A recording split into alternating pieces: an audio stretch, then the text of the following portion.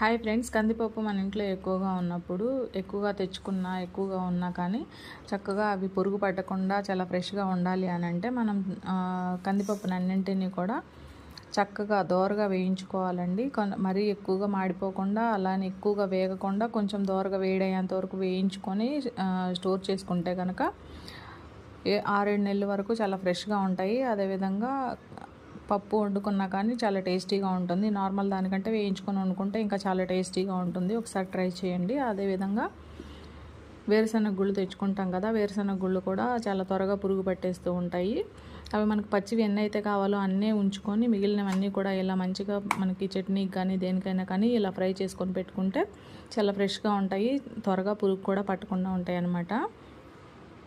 కందిపప్పు కానీ వేరుశనగ గుళ్ళు కానీ ఈ విధంగా ట్రై చేయండి. చాలా ఫ్రెష్గా ఉంటాయి. వీడియో నచ్చినట్లయితే లైక్ చేయండి, షేర్ చేయండి, సబ్స్క్రైబ్ చేసుకోండి.